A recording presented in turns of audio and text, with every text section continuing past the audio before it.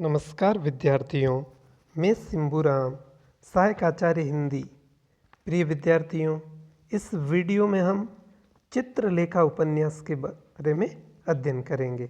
चित्रलेखा उपन्यास का प्रकाशन 1934 में हुआ। यह भगवती चरण वर्मा का एक प्रसिद्ध उपन्यास है। मूल कथा पाप और पुण्य की समस्या पर आधारित है। कथानक सम्राट चंद्रगुप्त मौर्य और आचार्य चाणक्य के काल के सामाजिक परिवेश पर हैं। पुनः ध्यान दें, इसका कथानक सम्राट चंद्रगुप्त मौर्य और आचार्य चाणक्य के काल के सामाजिक परिवेश पर हैं। इसका नायक बीजगुप्त व नायिका चित्रलेखा हैं। प्रमुख पात्रों में महाप्रभु, रतांबर, श्वेतांग, विशालदेव, बीजगुप्त, योगी कुमारगिरी, कृष्णादित्य, मृत्युंजय और प्रमुख स्त्री पात्रों में चित्रलेखा और यशोधरा हैं।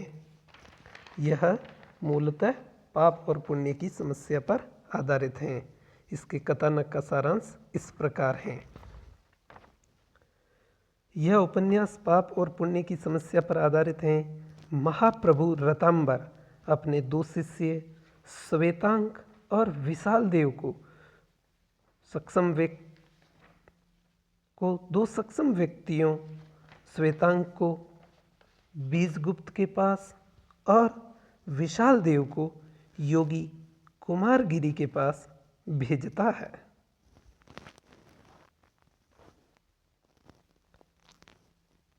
सामंत बीजगुप्त, जो स्वयं भोग विलास में लिप्त थे, तथा विशालदेव को कुमारगिरी योगी के यहाँ छोड़कर 1 साल बाद मिलकर पाप और पुण्य की समीक्षा करने की बात कहकर खुद भी चले जाते हैं। यानी कि यह महाप्रभु रतांबर अपने शिष्य श्वेतांक को बीजगुप्त के पास और विशालदेव को कुमारगिरी के पास पाप का पता लगाने के लिए भेजते हैं।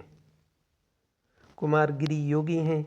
उनका दावा है कि उसने संसार की समस्त वासनाओं पर विजय प्राप्त कर ली है। उसे संसार से विरक्ति है। इसके विपरीत बीजगुप्त भोगी हैं। उसके हृदय में यौवन की उमंग है और आँखों में मादक था। उनकी विशाल अट्टालिकाओं में सारा सुख है।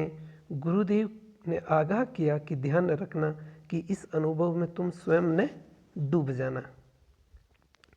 चित्रलेखा बाल्यकाल में ही विधवा हो जाती हैं। पड़ोस के युवक कृष्णादित्य से प्रेम और परिवार की अस्वीकार्यता के कारण दोनों घर बार छोड़कर निकल पड़ते हैं। सामाजिक थपेड़े न झेल पाने के कारण कृष्णादित्य आत्महत्या कर लेता है। अंततः चित्रलेखा नर्तकी के यहाँ शरण पाती है। गर्भवती चित्रलेखा का पुत्र भी पैदा होता है, जो काल कल्पित हो जाता है। कृष्णादित्य एक वर्ण संकर युवक था।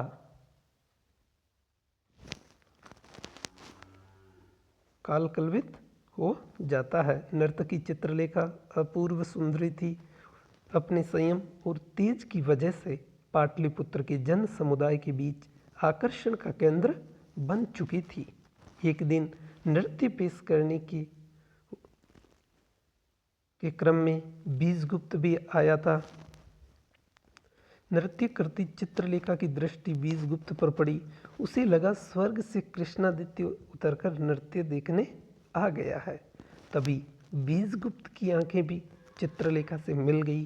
बीजगुप्त भी चित्रलेखा पर मोहित हो गया, आसक्त हो गया। उसने चित्रलेखा से अकेले में मिलने का प्रस्ताव रखा। चित्रलेखा ने कहा, मैं वैश्या नहीं हूँ, केवल एक नर्तकी हूँ और मेरा संबंध व्यक्ति से नहीं, मैं समुदाय में आती हूँ। कालांतर में दोनों एक दूसरे से प्रेम करने लगते हैं। चित्रलेखा और बीजगुप्त मादकता और भोग विलास में लिप्त हो जाते हैं। इसी क्रम में रतांबर श्वेतांक को लेकर बीजगुप्त के यहाँ गए।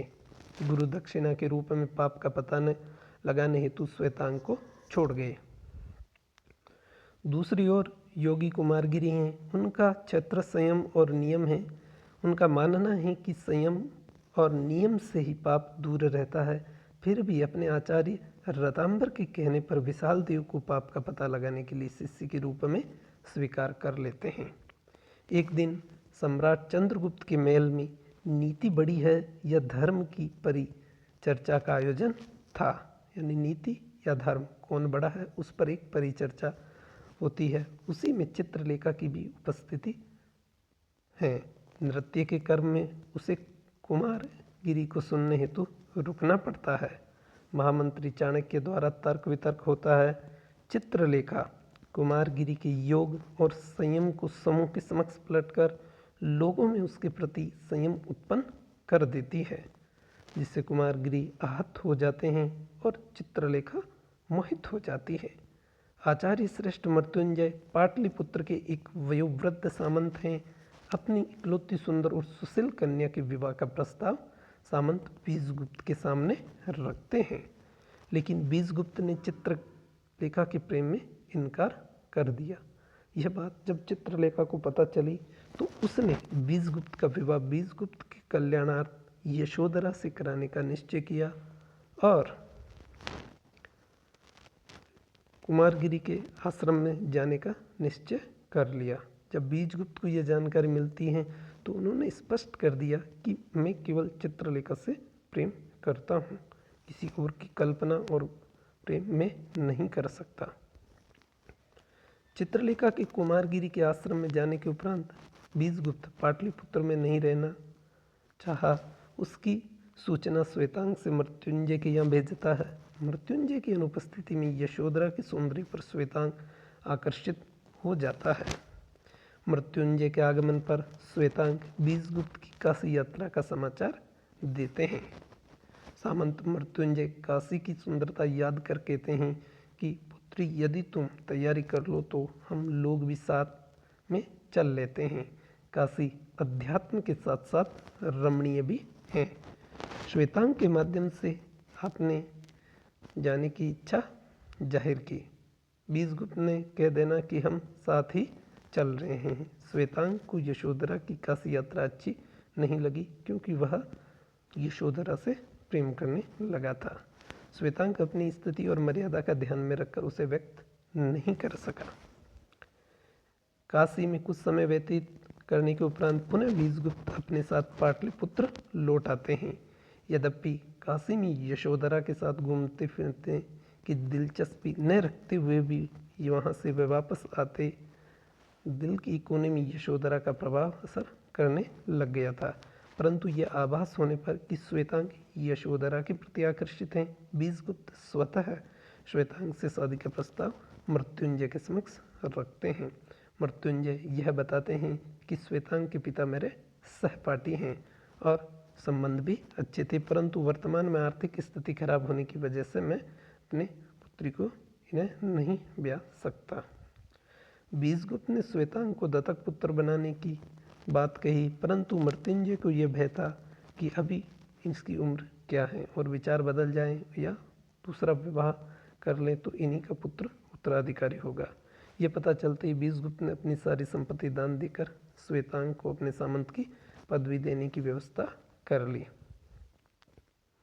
इधर कुमारगिरी चित्रलेखा को भ्रम में रखकर कि काशी में चित्रगुप्त और यशोधरा की शादी हो चुकी हैं और उसका सुखमय पारिवारिक जीवन व्यतीत कर रहे हैं। प्रतिक्रिया स्वरूप सोच की वजह से चित्रलेखा भी अपने को योगी को समर्पित कर देती हैं।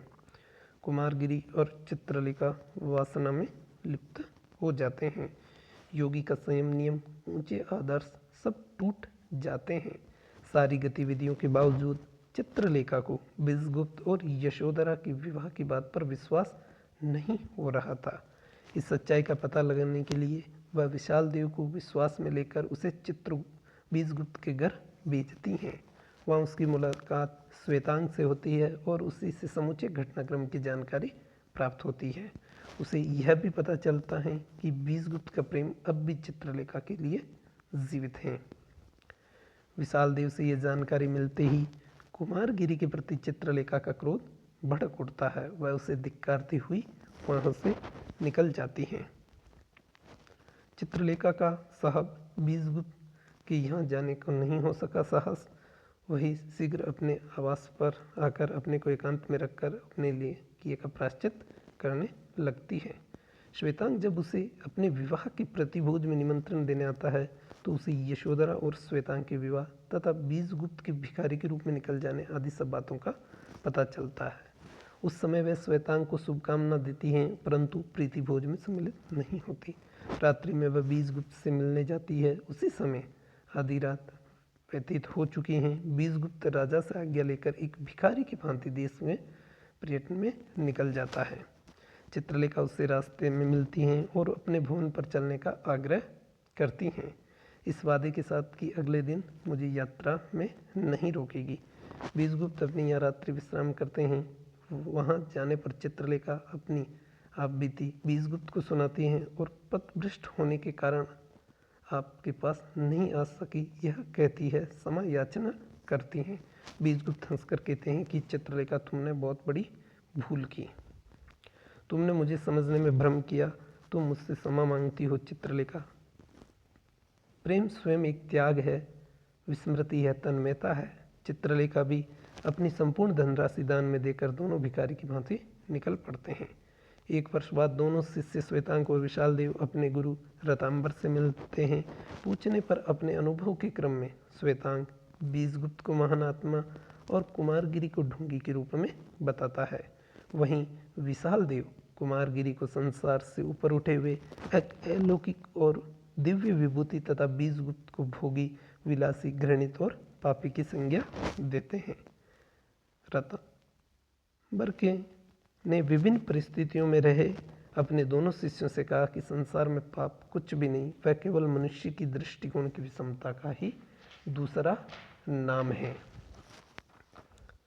इस प्रकार यह कथानक का सार है। पुनः मूल चीज़ें पुनः देख लें। इसमें महाप्रभु रतांबर के अनुसार संसार में जहाँ भोग विलास हैं, वासनाओं का प्रसार है, वह स्थान पाप का पता लगाने के लिए उपयुक्त हैं। बीजगुप्त चित्रलेखा से अतिशय प्रेम करता था, अतः यशोधरा से विवाह संबंध अस्वीकार कर दिया।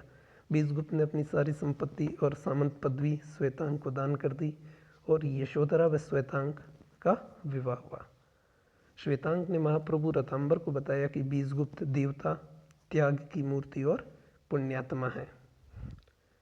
महत्वपूर्ण पुनः ध्यान दें।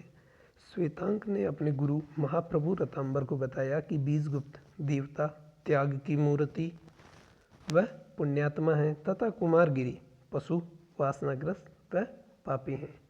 वहीं दूसरी ओर विशाल देव ने अपने गुरु को बताया कि बीजगुप्त वासना का दास है, उसका जीवन घृणित भोगविलास में है, वह पापी हैं तथा कुमारगिरी उच्च कोटि के साधक हैं।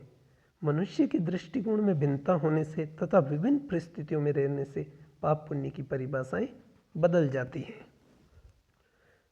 किस प्रकार? दृष्टिकोण में भिन्नता होने से और भिन्न भिन्न परिस्थितियों में रहने से पाप पुण्य की परिभाषाएं बदल जाती हैं। धन्यवाद।